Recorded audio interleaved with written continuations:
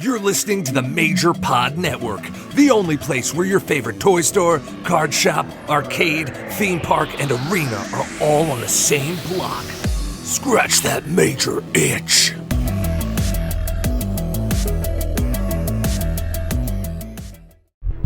This is Tony Chimmel, and I'd like to introduce the hosts of the Game Marks podcast, George Feis and Johnny Clash.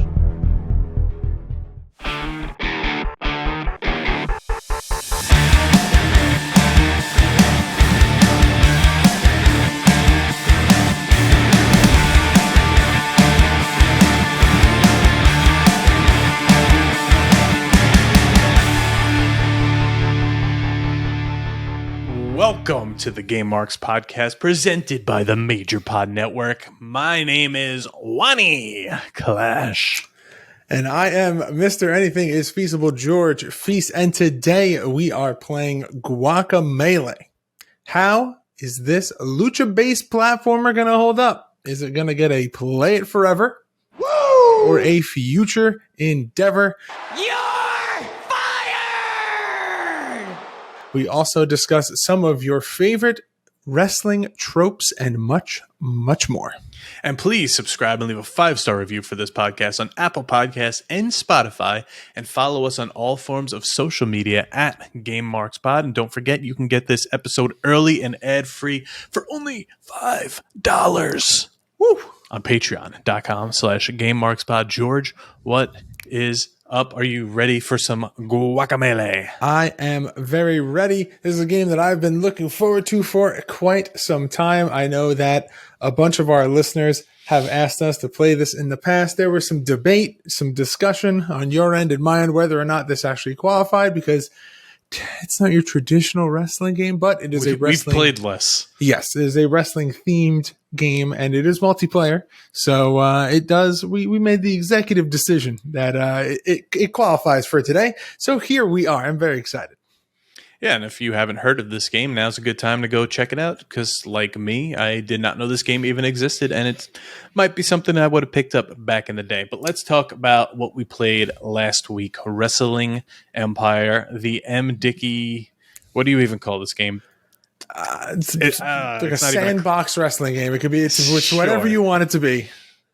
Did you go back? Did you play it at all? I did. I actually did. I went back myself and peeked behind the curtain. We played it on John's computer last week. So this week I played it on my phone. I went back. I got the phone version. I played it on my phone. It was a little time killer, a nice little break in between the bouts of Marvel Snap to go in there and get a couple matches in. So I've been playing on Steam, and I started a wrestling career with my character, and within the first 5 seconds, I'm like walking around like, what the hell do I do here? And you just walk from place to place in the arena. And first someone tried selling me a camera, and I said no, and they got pissed and like started kicking me. And then someone else came up, and I started just randomly kicking them, and they're like, whoa, you're way stronger than me. Please stop that. So I was like, okay, I'll stop. Then I made my way to like the outside area, and there's just tons of other wrestlers and people walking like that you could just go up to and just like suplex out of nowhere, but they were just walking. Like there was no rhyme or reason. They were just walking around. It was so weird.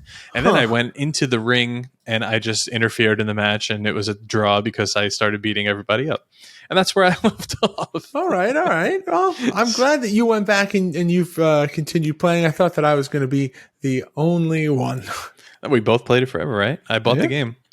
But okay, 2K23 releases, if you're listening to this on Monday, tomorrow for the pre-order, and on the 17th for everyone else. And we saw some updates last week, how they've been making some improvements. I know one of the big things floating around the internet was how bad Lita looked, and they did indeed upgrade her, which we all kind of thought. It seemed like a unfinished model, but everyone freaks out because it's the internet. But the one that they posted looks pretty good. There are many accounts on Twitter right now that are going through the roster. They're going through everything that we're able to get the game early. So go check it out. Everything's out there at this point. There's videos on the new Create a Wrestler features, the new My Rise and all that. I know SmackDown Hotel posted a ton. I think they're really your hub right now for all of this. And one thing the Discord was talking about was unique character models and attires in my faction mode. And these are something you can't play in any other part of the game, just my faction. Which we did see in 22, but now they're telling you about it. Now they're being a little bit more upfront about it, and we know from 22 that there will be people who will be able to crack the game's code and find a way to make the parts available in creator wrestlers, and then you can set them as alternative costumes. So there's a small silver lining, but I know that there's a lot of people who are just like, why do we have to go through all this? Why can't these things just be made available from launch? Yeah, well, I don't play that mode, so I don't really care. Well, you don't want alternative costumes for people? No, I don't really give a shit. Now, I think the coolest part is you can now update the AI, like the sliders. Like, I know the example given was like Omos, you turn down his submission moves, you turn down his aerial attacks, which makes AI so much smarter, and matches are going to be so much better in this game. Yeah. And which I had an idea that I was floating around for a little tournament between the listeners. I'm on board already, you know that.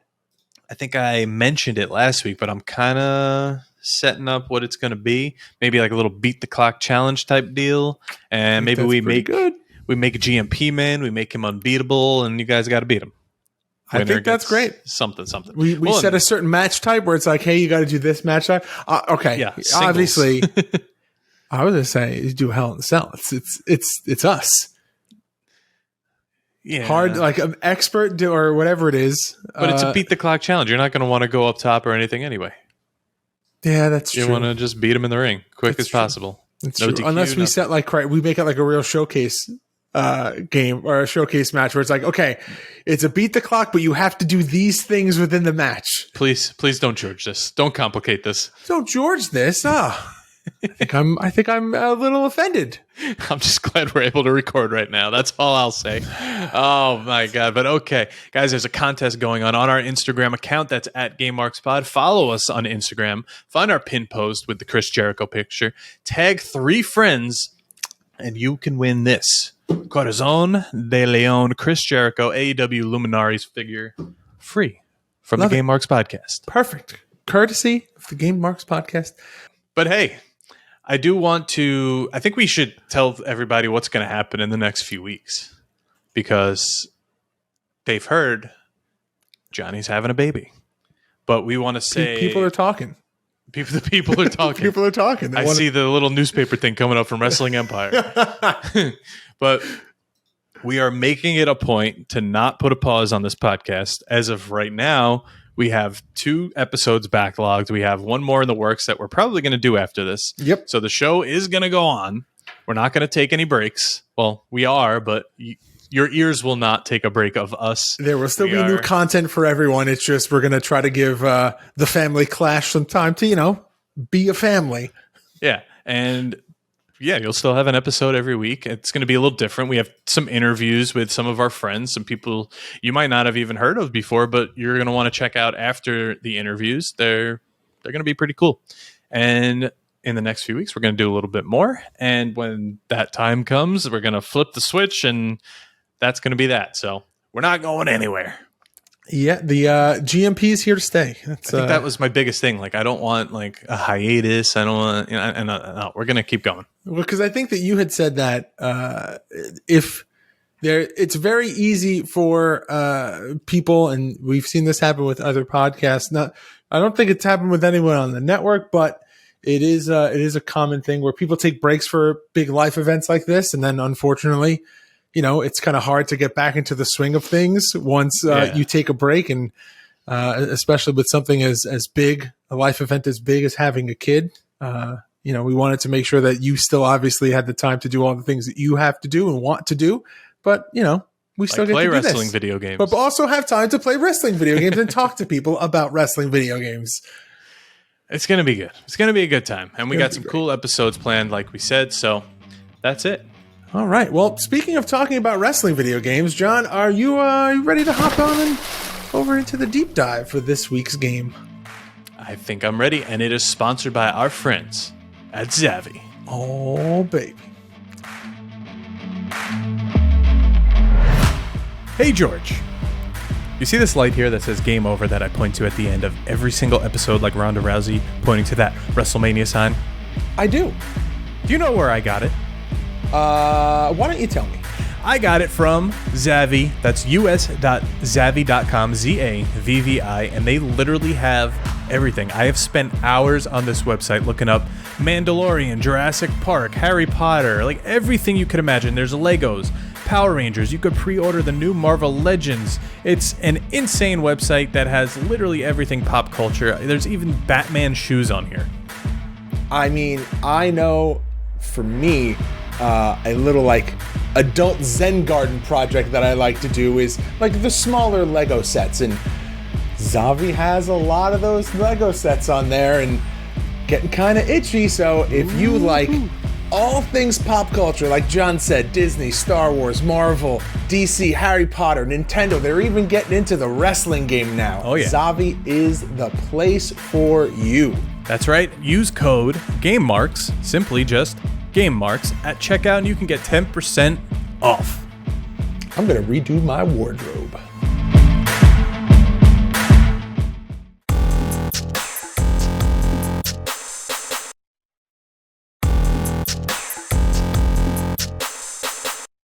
All right, Guacamelee, released for the PlayStation 3 and the PlayStation Vita April 9th, 2013. Released on Windows August 8th, 2013 for the OS X and Linux on February 18th, 2014 for Windows, PlayStation 4, the Wii U, Xbox 360, and the Xbox One on July 2014 and on the Switch October 8th, 2018. And this is something we're going to get out right in front, right in the open. There are multiple versions of this game. There's a lot. So there is the base version, there is the gold version, and then there is the one that we played today, which is the Super Turbo Championship Edition. There's also the 1-2 punch, which is this game and Guacamelee 2 on one. There's a lot of options here. A lot of options for you to pick how to play this game, and it's on pretty much every console. So there's even really, the Vita. Yeah, there's no way to avoid this game. They were living La Vida. Okay. Developed by Drinkbox Studio and by Broken Rules for the Wii U. Published by Drinkbox Studios, and the Xbox 360 version is published by Activision. Oh, interesting. Yeah, and other games that released in 2013, you've got WWE 2K14, WWE John Cena's Fastlane, and WWE Rockpocalypse. Now, those are two games that we have yet to play, and there's one more game that I'm going to throw in there as well. What's the car game? The one that's still out? Is it still out? The card game? No, car. Oh, wait, like a WWE car game? Yeah, I thought that was the John Cena one. No, there's another one. Oh God. It's called, I can't remember what the name of it is. I just was looking it up because I was like, we got to figure out how to play this one, because there's John Cena's Fastlane, there's Rockpocalypse. Undefeated? Maybe it's that one. And there's another one. And I was like, oh man, we gotta Racing Showdown. That's it. Racing Showdown. Racing Showdown. Yeah. So those are three games that we got to figure out how to play, because they're no longer available. So we got ways. Do some digging. After you read that list, though, that this game was, well, first of all, Linux. Who the hell uses that anymore? Well, I'm sure some nerds are going to be like, "Oh, of course we use Linux. What do you mean we don't use Linux?"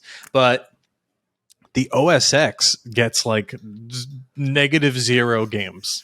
So interesting that this actually made it onto there, because the Mac gets absolutely nothing. I dealt with that for so long, especially with this podcast, George playing games, and I'm just like, well, my Steam library has one.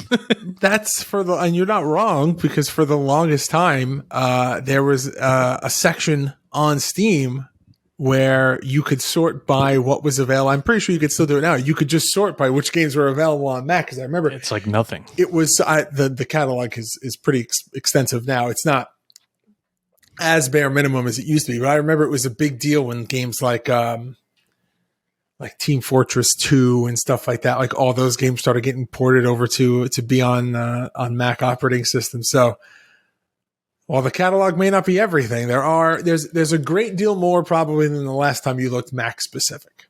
Well, it's still not going to be the ones I want to play, so either way, doesn't matter. Probably.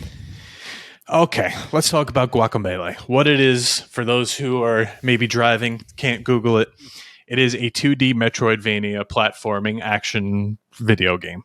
If you're familiar with, say, obviously Metroid, Trek to Yomi, something like that, it's very similar. It's a graphic art style similar to like the Mucha Lucha, like very vectored images, very bright, very colorful. And obviously the Vania part of Metroidvania is all the Castlevania games, which are also known for their very Michael Jackson's Moonwalker. Yes, very intricate art styles, very detailed characters and worlds. And this falls right into it. The landscape of the game from the moment that it starts, the presentation is right there. And they really hone in on that 2D style in a sense of the shading of the characters and stuff like that, but the way that they use the parallax backgrounds and the delayed scrolling backgrounds, they do a good job with the world building. We'll talk a little bit more about that in a bit. Yeah, and of course, it's luchador based, so very influenced on like the Mexican culture, and it looks really, really nice, really cool. I gotta say, I think I've mentioned it before here when we were playing games. I've been to Mexico, and the luchador like presence and influence is everywhere. Like you walk around here, you don't see like Roman Reigns everywhere or like The Undertaker. No. If you see someone with a wrestling shirt, you're like, oh, cool. Every single shop on this island I went to, every single shop at the hotel I was at, everywhere had a luchador mask, luchador themed shirts. I actually just donated one the other day that didn't fit me anymore. I don't think I ever even wore it, that I bought at like the temple at like a souvenir shop. It was like a luchador playing a guitar. It was so cool. So that's all there, and it all translates to this game. They're very proud luchadors, and it all comes through here. I feel like you may have talked about that once on the podcast. I think I did. At the very least, your trip, but I don't know if maybe not so much because I remember the shirt. I could see the shirt in my head. We tried to get a GMP version of that shirt. I could see it in my head. I have the mask somewhere. They was just Rey Mysterio masks everywhere. But I definitely remember you bringing that up at least once in the past. But it's almost, I would say, the same way that maybe in a good comparison would be in Japan, how wrestling is like a spectacle. It's looked at as like a true sporting event, like a night out. You can go to it like you would go to like a hockey or a baseball game. Yeah, the wrestlers are looked at as superheroes. Yeah, and here the blinders are off, and yeah, it's a free for all. Yeah. Regardless, back to Guacamelee. It's pretty much an open world, nonlinear game. You're walking around, talking to people, going up and down, and trying to. There's a lot of chickens in this game. You collect coins with every bad guy you beat, and you could purchase stuff at the checkpoints because they're like little shops. You can get some upgrades to your character. You can get new moves. You can get new skins. You could get different characters to play as, which we will go through those a bit later. And it's just a really cool experience, honestly. Yeah, one of those things that I don't want to dive too far into the art style yet because we're not there, but between, like John said, the chickens, the NPCs that you can interact with, the way that the text boxes come up, the dialogue between the characters, they do a very good job at world building. And you could see us just go through like the first, I don't know, what would you say that was, 10, 15 minutes of the game, and you get a good sense of how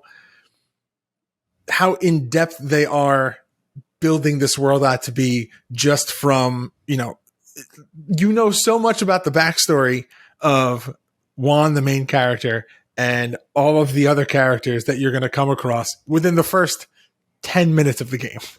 Yeah. And then it's just character building throughout the rest of the game. Sorry, I'm trying not to talk because my printer's going. Someone downstairs is printing. I was like letting you just go so the microphone wouldn't pick it up. No. It's okay. It's all good. I listened to everything you said, I promise. No, it's fine. No, you're right, though. You do meet everyone right away. Everything kind of does happen really quick. You meet the bad guy. You meet the person who's going to be your partner. You meet the bad guy's minions all like in an instant. And like George said, all on our YouTube channel. And go check it out. It's a lot of fun. It's a lot of fun to watch. I hope we do get to continue and keep playing through the rest of it for YouTube, because that would be really cool. Yeah, and I feel like maybe this would be, because let me do some quick live, because I don't believe this is in the notes. Talk to me. Well, I'm going to see what the total play time is, because maybe that's... I was going to look that up too. That's the first thing I do now that I'm old and I buy a game. How long is this going to take me? So, if you focus on the main objectives, the game is about 6 hours. Oh, okay. If you're going to try to 100% it, you're looking at like 14. Still not bad. Not bad at all.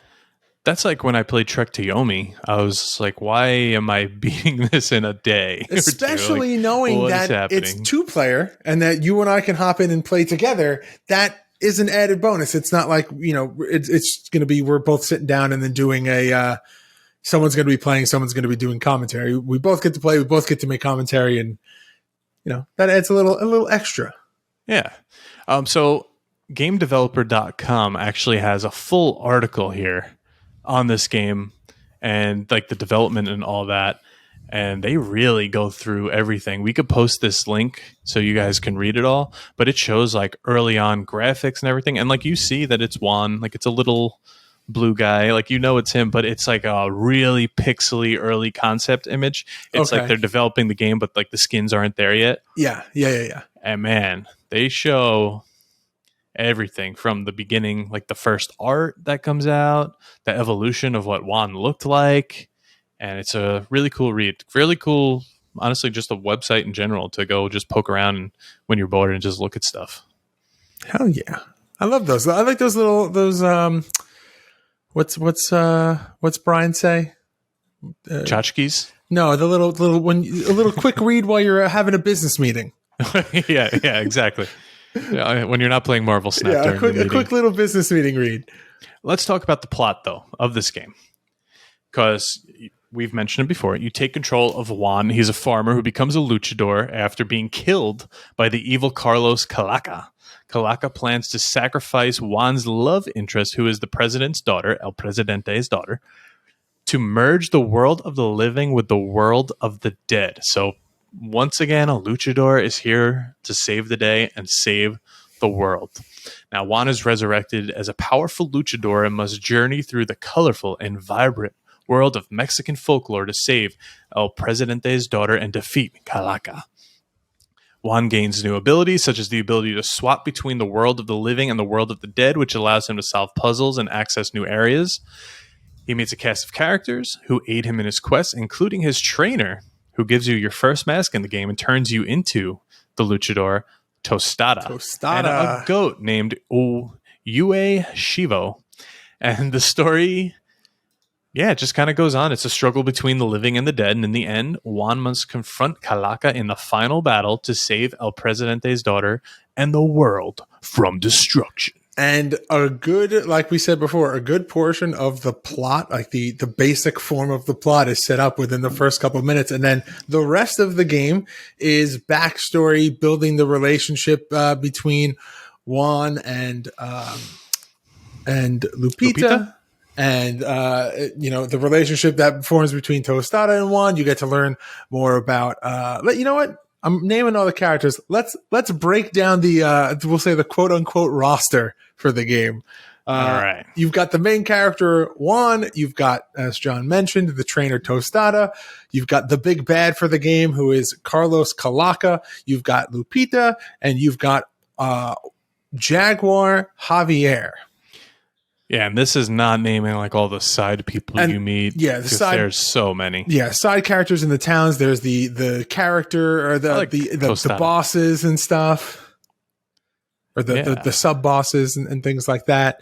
It's a true platformer style game. If this is something, if you're a wrestling fan, you maybe haven't played a platformer. This may be, whether the last platformer that you played was was a Mario game or it was something else. What was the last platformer you played? Oni? Does Oni count as a platformer? I don't know what that is. Let's see. I'm looking at it. I don't know. Oni is... No, it's not Oni. What is the name of that game? I'm trying to think what the last one I played was. Bugs Bunny? What was the last... Mickey Mousecapades? Ori. Ori and the Blind Forest, not Oni. Ori. Oni Lorcan. Yes, George was playing Oni Lorcan. Yeah, it's another Metroidvania style game, but it's won countless awards, both the first one and the sequel, for being like most beautiful games. Like so many places. It's a 10 out of 10 on Steam. Like, I don't play many platformers, but I should. I think I do enjoy them. Honestly, they're a good. I always treat them as they're a nice break if you just want to play a game and you're not trying to be like competitive. Mm-hmm. Like, it's just like I want to play a game just to like unwind. Like, I don't want to play a single player game like The Last of Us and be stressed the whole time or something like that. You just want to play a single player game to just take in the graphics, maybe solve a puzzle or two. But there are some platformers where the puzzles are just as stressful. So maybe do your research before you dive in. I thought of running through Trek to Yomi again because there's 3 different endings, and then maybe go through another one, but I haven't had the time yet. It was a lot of fun. Could do that.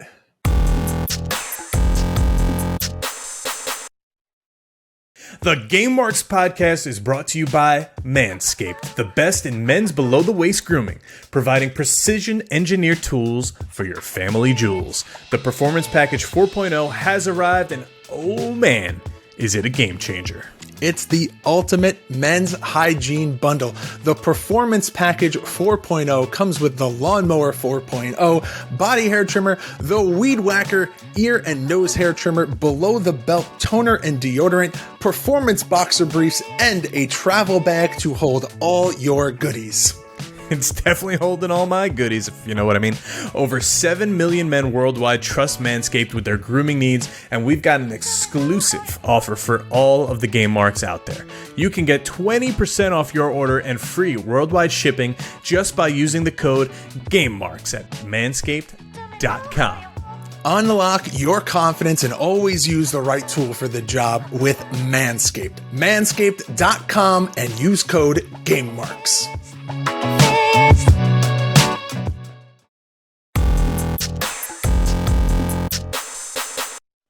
But okay, let's continue here. Let's talk about the actual artwork of the games themselves, because you're getting some nice stuff here.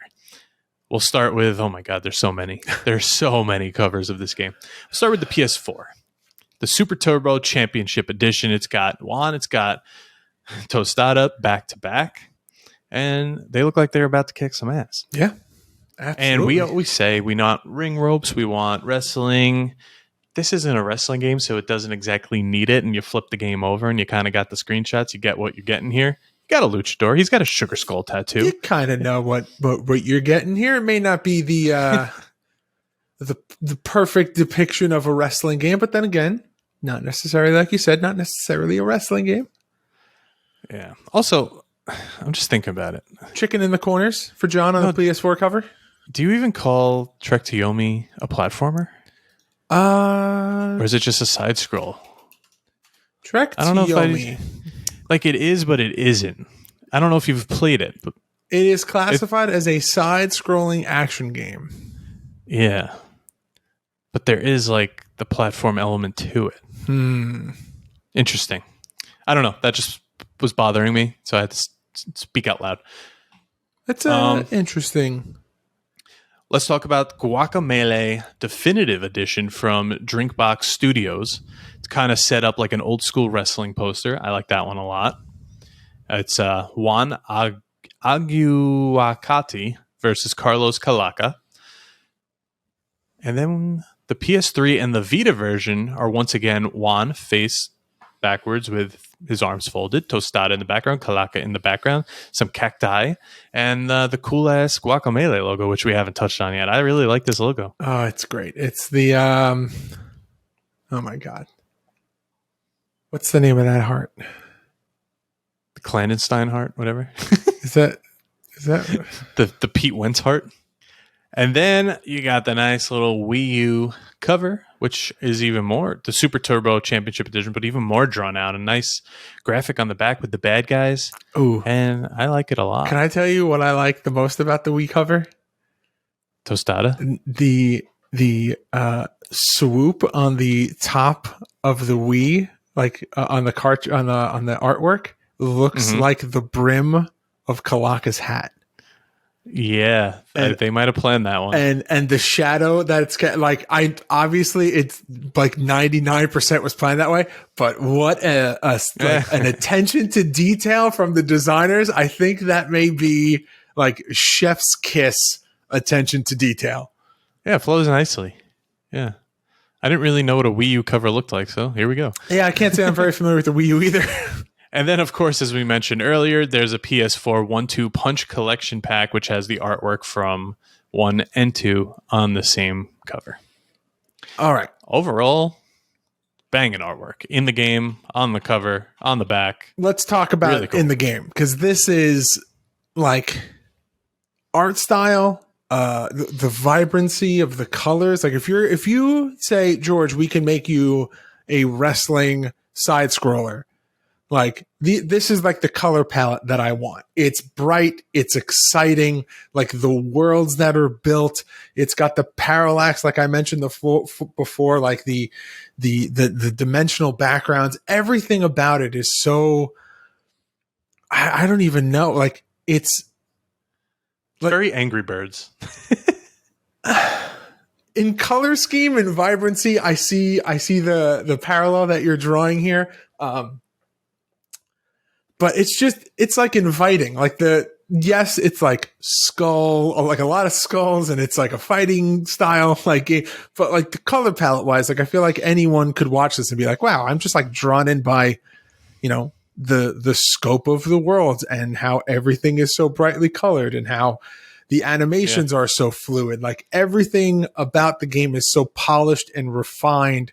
And it's like all packaged in this nice little like platforming style game. Yeah. And I like that the health bar is like tucked away up top. It's not in the way. It's not on the screen. You can't like move your character behind it and it goes away.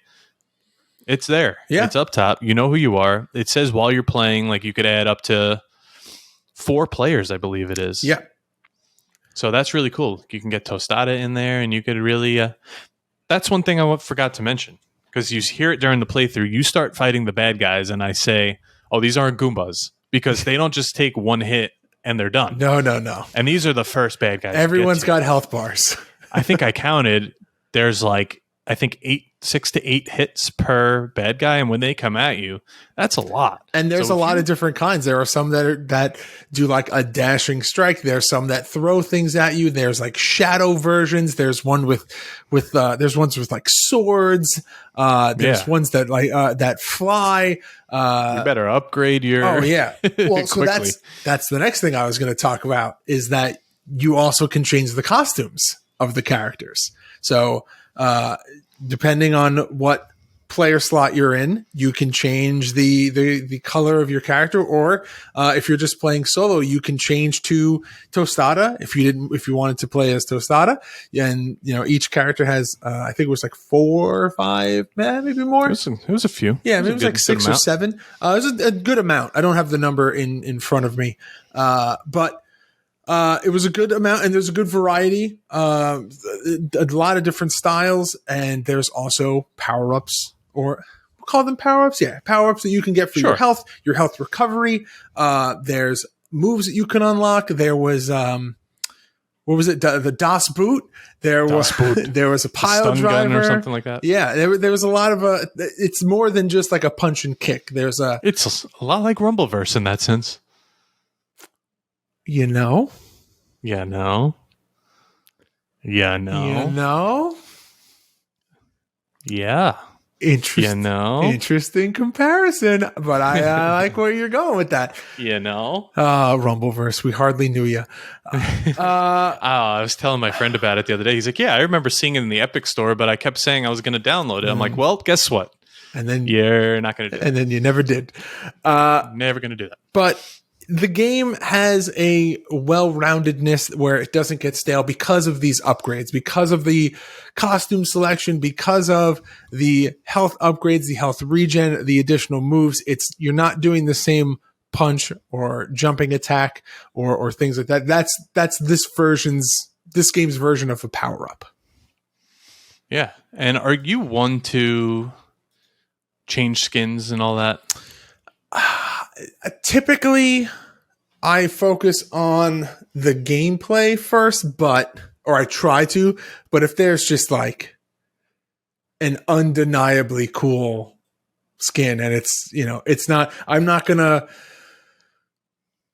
it also depends if it's in-game currency or real-world money. If it's real-world money, chances are I'm not buying. Oh, hell no. But I just saw Shredder was in Call of Duty. I'm like, no. But for in-game currency, for just money that you get for killing bad guys, I'll probably buy a skin or two. I just don't care about that.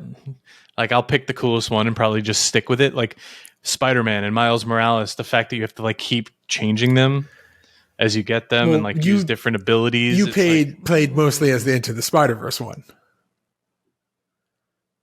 I don't know if I did.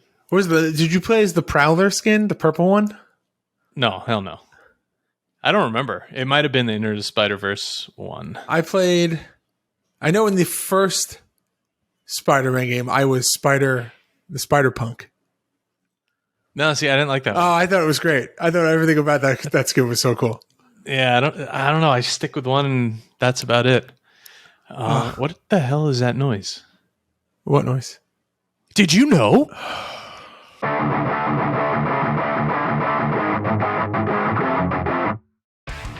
Did you know Juan was planned to appear as a playable cameo character in the incomplete Wii U and PC game Hex Heroes, but he does appear in Brawlout, Dead Cells, and Invincible? That one actually got me mad. No. Did you know both Juan and Tostada appear as playable guest star characters in the Wii U game Runbow? Did you know Guacamelee is on eBay from $23 used for the PS4 to $99 sealed for the PS Vita? PS Vita, we hardly knew you. Man, oh man, oh man. You got to keep going with the did you know. It's like the music only goes for so long. I'm not going to loop it. But all right. Just hard cut it out and then bring it back when I go back. Yeah, right. Yeah, right. I ain't cutting record shit. scratch. I ain't cutting shit. All right, but it's time to now kick back, put your feet up, sit back, relax. It's time for some R&R. Ooh. Some ratings and reviews. Yes. All right, Metacritic. There's a lot of these. PS3 gets an 84, Vita gets an 87, the PC Gold Edition gets an 88, PC Super Turbo Championship Edition gets an 80, PS4 gets an 87, Wii U with the best overall with a 90 out of 100, Xbox One with an 88, and what the heck is an NS? Nintendo Switch with an 86. Got it. Now, Destructoid gives this game a 9 out of 10, IGN with a 9 out of 10, and Polygon with a 9 out of 10.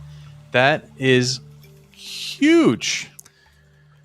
Big ratings here. Like I said, this game very well received. I said it at the top of the episode. A lot of people asked us if we were going to be playing this game. This game, comes out in 2013, and there's still a community that plays it. There's still a lot of people that are just discovering this game. Hopefully, some people from this podcast will go and try this game out as well.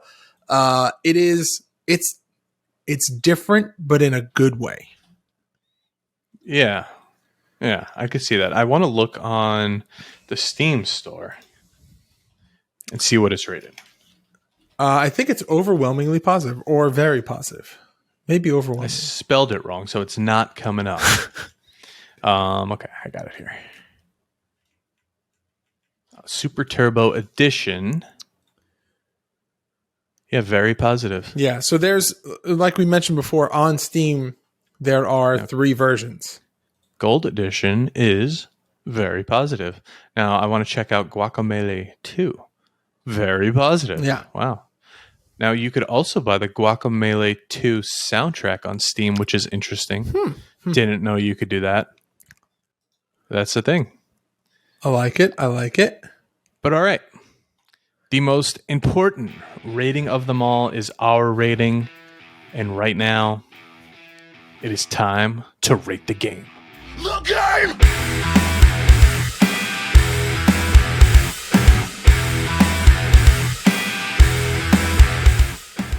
George Feis, Ooh, I was just about to say it. you always get me first. It's my turn. Guacamelee. Will you play it forever? Woo! Or future endeavor? This is a very easy player forever. Woo! Very easy player forever. The art style, I'm a sucker for a platforming game, and now you're taking a platforming game that has good mechanics, a little bit of customization, and it's wrestling themed. Like it's a match made in heaven. It's an easy player forever. Okay. Johnny Clash, I turn that over to you now. Will you play it forever or future endeavor? I am gonna play it forever. Woo! I am curious to see where the story goes and see what the second story is like. It had like a familiar feel to the play style, not so much the artwork, but the play style. Like I played Rayman and all those back in the day, so yeah, it's something I kind of just want to see. Holy shit, the Islanders just tied it with an empty net in the last minute. Sorry. I kind of want to see where it goes and what happens. So I'm in. Play forever. So we talked about earlier how on the PlayStation 4, there's the Guacamelee 1-2 Punch collection. Maybe when we come around to play the second game, we'll do the Game Marks Pod 1-2 Pod collection, and we'll tie in the storyline from the second one, or from the first one into the second one, and we'll do a little dual recap. I like that. Little I like that. 1-2 pod. All right. But are we ready to enter the soft lock? Let's go.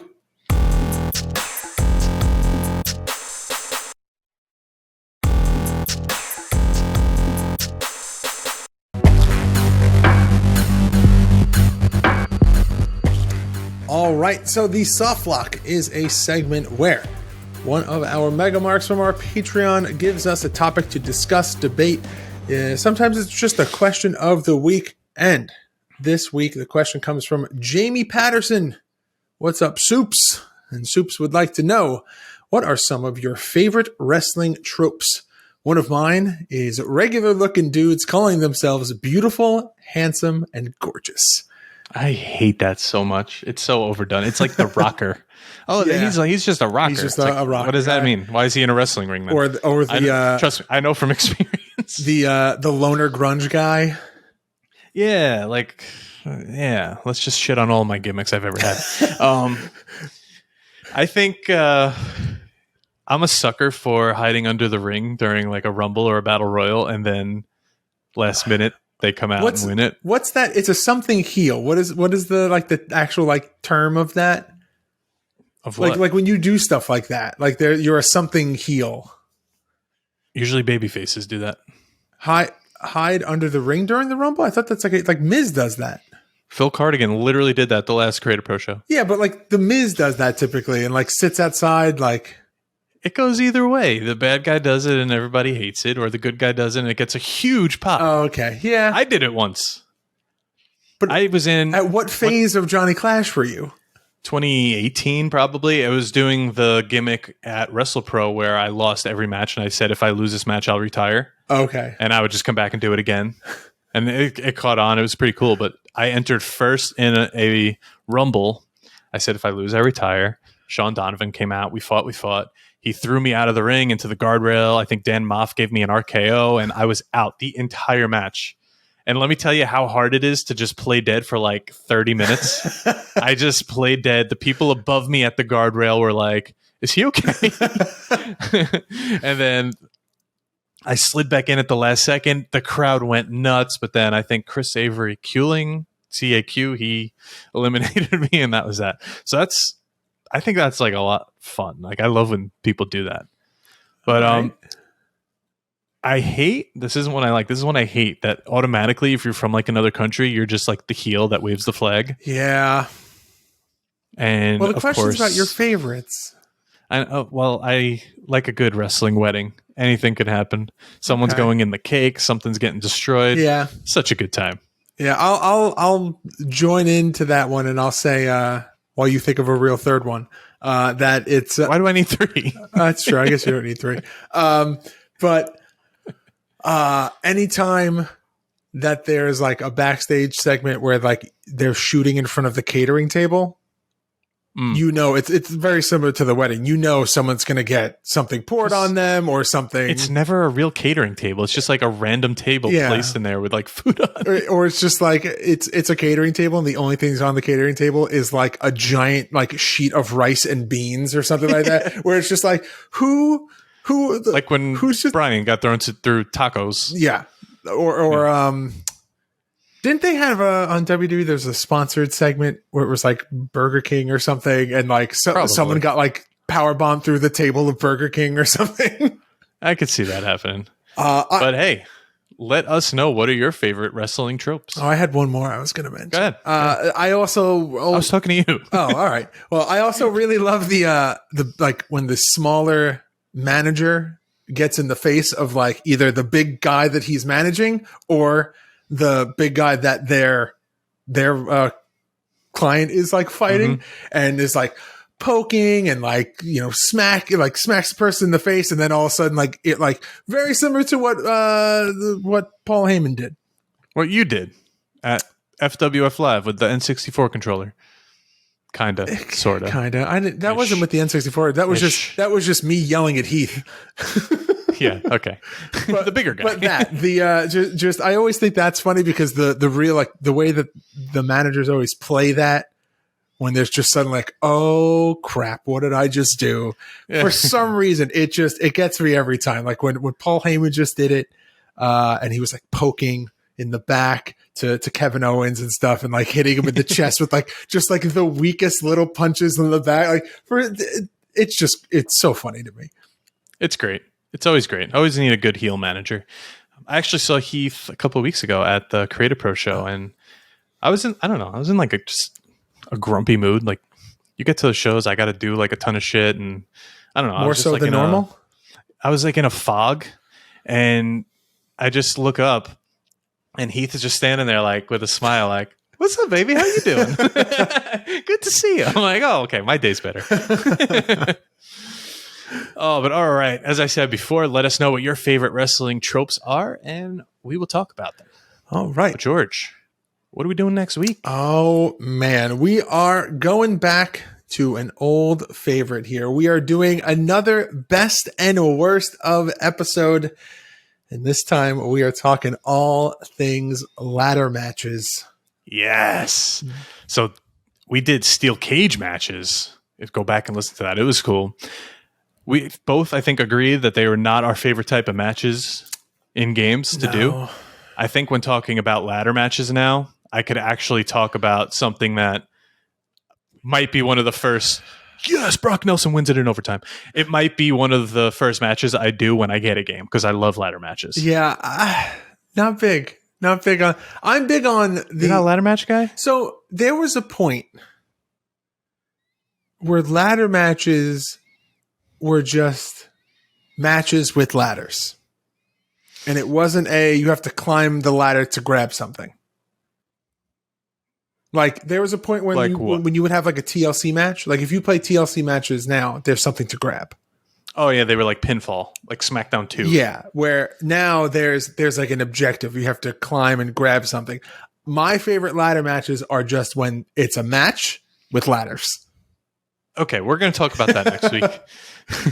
I have a lot of questions. All right. Well, youtube.com/GameMarks podcast for our weekly playthrough videos, exclusive content, and more, including this week and every other week's playthrough. GameMarksPod.com/shop for all of our exclusive merchandise. ProWrestlingTees.com/GameMarksPod for all of our new shirts. Patreon.com/GameMarksPod for this show early and ad-free for only $5. What else can you get for $5 nowadays? Subway. You can't $5. Can't even get a $5 footlong anymore. That's gone. At GameMarksPod on all forms of social media. And please make sure to like, comment, subscribe, ring that notification bell, and leave us a 5-star review on both Apple Podcasts and Spotify. You know, I've noticed that now that I do the podcast with Dylan, when I do the like, comment, subscribe, I do it in his cadence because he draws everything out and he goes, remember to like, comment, subscribe, ring the bell. And I feel like I used to just buzz through it. And now Dylan's got me doing it slow. And of course, that's a clip. If you have a product or service that you would like to advertise on this podcast, please reach out to us at GameMarksPod@gmail.com. That's it. That's Guacamelee, the first one. We'll see you back next week for the best and worst of ladder matches. Johnny Clash, do that thing. Game over. Marks.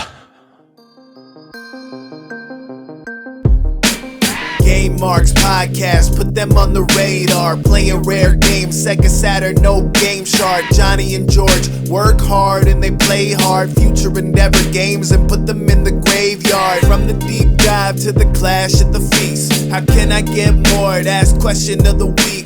Follow on Twitch, there's nothing that they won't play. Game Marks Podcast every single Monday.